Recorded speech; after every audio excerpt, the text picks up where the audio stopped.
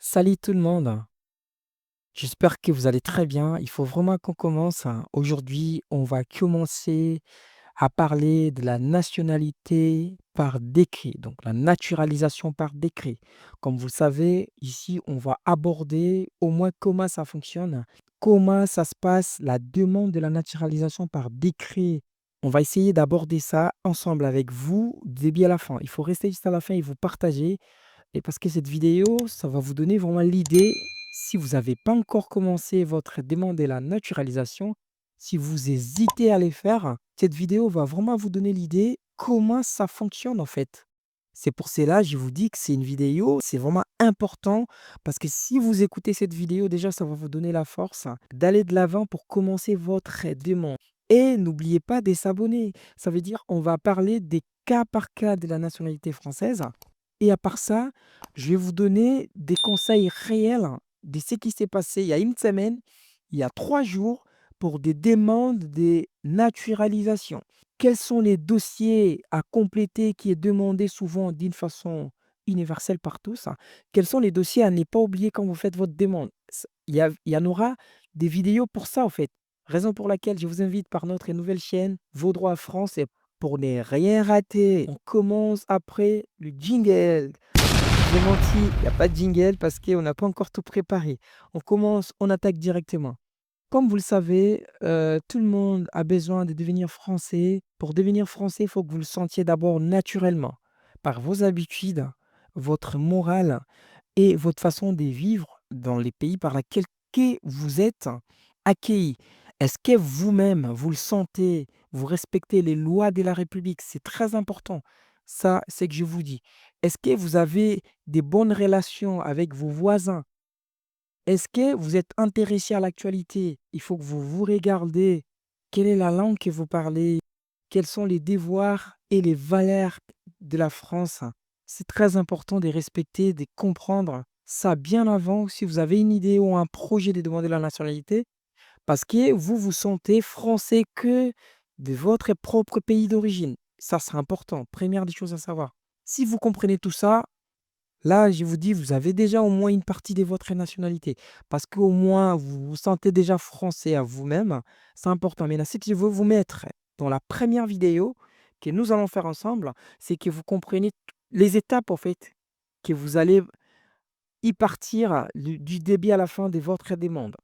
Déjà, pour commencer, nationalité par décret, vous devez travailler au moins 3 ans. Même si vous êtes protégé internationalement parlant, sur la convention de 1951, dite, convention de Genève, l'article AD, vous devez quand même s'assurer de travailler parce que c'est important, ça fait partie. On vous demandera les éléments de travail des 3 dernières années et vous devez déclarer vos impôts et c'est important. Ça commence. Pour commencer, quand vous rentrez dans les sites ANEF, déjà, vous avez la possibilité de créer votre compte ANEF, même si vous n'avez pas un titre de séjour. Là, j'ai déjà fait une vidéo pour ça. Ça n'a rien à voir avec ce qu'on fait. Vous rentrez dans les sites d'ANEF. Première des choses à faire, c'est vous commencez à remplir votre dossier. Sachant que ANEF, c'est un site très bien fait dans ces côtés-là de la naturalisation parce que c'est pré-rempli. Si vous remplissez aujourd'hui, vous pouvez dire, bon, je suis fatigué, quitter, enregistrer, vous revenez demain pour continuer à remplir. C'est très important. Sur ANEF, vous allez commencer à remplir les dossiers. On va vous demander des tonnes de papiers qu'on vous fait croire, mais si votre dossier est bien préparé, si vous connaissez les choses en avance, vous verrez que c'est même pas des tonnes de dossiers. Ce qui est des dossiers normaux qui de votre vie quotidienne. Par exemple, vos impôts, par exemple, votre carte d'identité, vous l'avez. C'est des choses que vous avez au fait, c'est juste que vous êtes un peu négligent. Pour les impôts, vous demandez l'attestation fiscale Valant P-D137, que vous pouvez faire la demande en ligne dans les sites des impôts.gouv. Des 3 dernières années, au fait, il va vous demander si vous avez des dettes ou pas. Ça va sortir dans ces certificats, OK? Vous pouvez même le demander aujourd'hui déjà pour savoir la position de votre, paiement, pour voir qu'est-ce que vous préveniez pour les payer, bien avant de faire votre demande. Je vous conseille vraiment de finir vos dettes, hein, même à la CAF, partout, partout. Dès lors que vous êtes sûr que tout va bien et vous allez passer à la demande. Vous remplir votre formulaire au niveau du site ANEF. Vous le savez, si vous n'avez pas encore créé votre espace ANEF, Je vous les conseille de les créer tout de suite. Le bien de cette plateforme, c'est bien fait. Pourquoi? Tout ce que vous remplissez, c'est pré-rempli. Vous pouvez dire que je quitte pour revenir après. Donc ça continue toujours à être pré-rempli. Et je conseille toujours les gens quand ils font les demandes de remplir bien avant parce qu'à chaque fois, vous allez se rappeler dans des choses petit à petit. N'attendez pas de remplir le même jour. Par exemple, vous voulez faire l'entrée cette semaine et vous allez faire l'entrée, non. Donc vous n'attendez pas à ça. Il faut remplir petit à petit. Là, vous êtes bloqué et vous allez revenir pour aller chercher les éléments qui manquent pour compléter votre dossier et vous allez faire moins d'erreurs lors d'envoi de votre dossier. Dès que vous finissez à remplir tout votre, imaginons et on va revenir, hein, dans d'autres vidéos, comment remplir. On fera même une vidéo complète. Comment remplir? On va remplir ensemble ici. Donc, n'hésitez pas déjà de partager les canaux à tout le monde parce que c'est ici que tout ça va se passer et rien ne va vous échapper pour votre demande de naturalisation. Gratuitement, on va demander l'argent à personne, OK? Alors et du coup, au niveau du site, quand vous finissez à remplir, vous allez envoyer votre demande. Quand vous envoyez votre demande, vous allez recevoir, si votre demande est complète, normalement, vous allez recevoir un message, de Sejar en vous disant que vous êtes informé qu'après avoir pris connaissance des pièces justificatives jointes à votre demande de naturalisation, la plateforme d'accès à la nationalité française atteste de son dépôt et va procéder à son examen afin d'en vérifier la complétude. C'est important de savoir ça. Et après, vous avez une partie d'observation qui est notée bien, qui vous dit, dès lors que cet examen attestera du caractère complet de votre dossier, vous serez rendu destinataire d'un récépissé conformément à l'article 21-25-1 du Code civil. À défaut, la plateforme d'accès à la nationalité française vous contactera afin de vous demander de compléter votre dossier, OK? Il va encore vous demander de compléter votre dossier. Dès lors qu'il sera considéré comme complet, votre dossier sera instruit par la préfecture siège de la plateforme d'accès de la nationalité française dont relève à votre domicile. C'est dans ces cadres que vous serez reçu au siège de la plateforme pour entretien d'assimilation. Et après, vous allez être convoqué pour passer votre entretien d'assimilation. Et quelles sont les étapes qui vont suivre après avoir vous être envoyé, vous être destiné à ces messages que je viens de lire?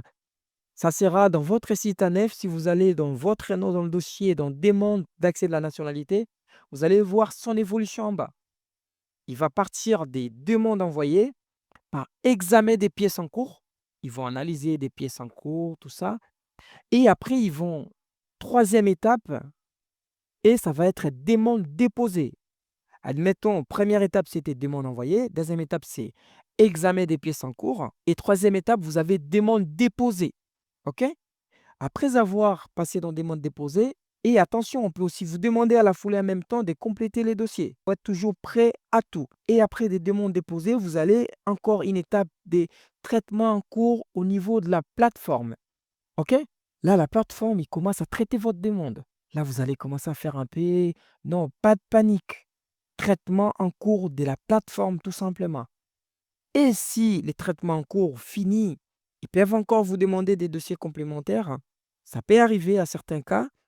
Et il va vous octroyer récépissé des complétudes des dossiers. Ça veut dire que votre dossier a l'air être très bon, très complet. Là, on va mentionner votre nom, votre nationalité, votre adresse, la préfecture siège de la plateforme de votre domicile qui traite les dossiers. Numéro de dossier doit être mentionné dans ces certificats. Cependant, et ils vont vous rappeler encore cette étape, c'est important, que vous devez informer les services administratifs à tout changement d'adresse. N'oubliez jamais de changer l'adresse. Si vous avez changé, vous avez déménagé, mais attention, il faut déménager dans la même ville parce que si vous déménagez dans une autre ville, il me semble que la préfecture aussi peut renvoyer votre dossier dans l'autre ville pour que ça soit examiné. OK? On continue. Et après avoir recevoir les récépissés, il y a une étape qui est le 1, 2, 3, 4, 5, sixième étape qui est traitement en cours ou encore au niveau de la plateforme. Et après, l'étape qui suit, ça sera l'entretien d'assimilation.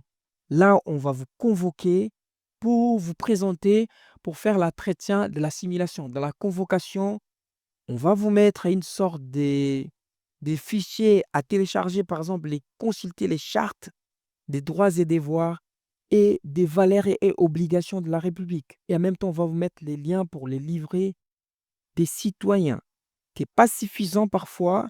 Parfois, il faut que vous ayez vous-même, il y a beaucoup de gens qui font des vidéos. Faut vraiment beaucoup écouter, au fait.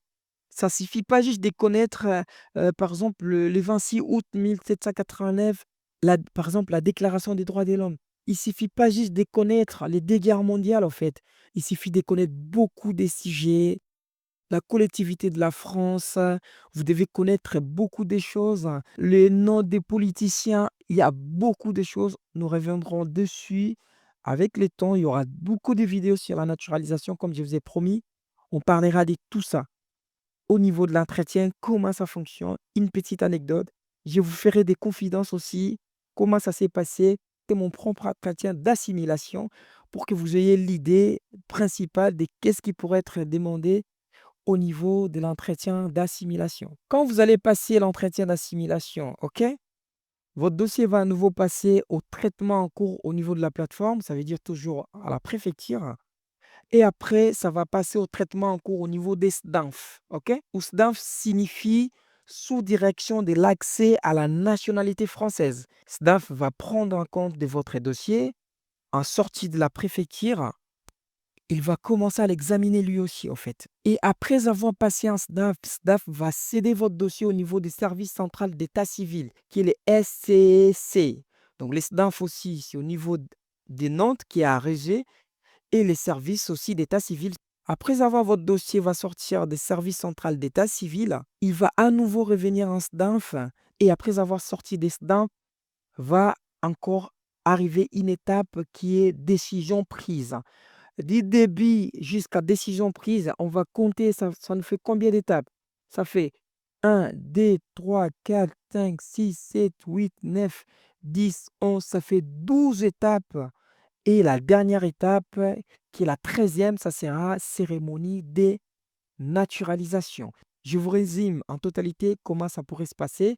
Vous avez demande envoyée, examen des pièces en cours, demande déposée, traitement en cours à la plateforme, récépissé des complétides, traitement en cours à la plateforme, entretien d'assimilation, traitement en cours à la plateforme, traitement en cours en SDANF, traitement en cours à SCC, service d'état civil, traitement en cours à nouveau au niveau des SDANF et décision prise et cérémonie de la naturalisation. Là, vous êtes devenu français, vous allez dire ouais. Maintenant, si vous voulez plus, vous avez aimé la vidéo, vous avez des questions spécifiques, laissez-moi dans les commentaires. Je vais vous porter des réponses concrètes. On n'a pas besoin que vous marquiez un rendez-vous pour que vous payiez une somme spécifique. C'est pour cela qu'on vous dit tout dans les vidéos, en fait. On ne fait pas comme les autres. Ils ont besoin que vous preniez un rendez-vous pour que vous puissiez payer, en fait. Vous n'avez même pas besoin de payer si vous restez attentif dans cette vidéo. Et la prochaine vidéo, ça sera comment ça fonctionne.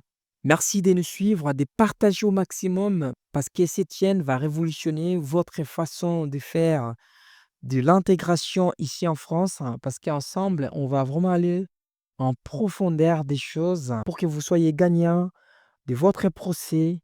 Il faut vraiment qu'on progresse.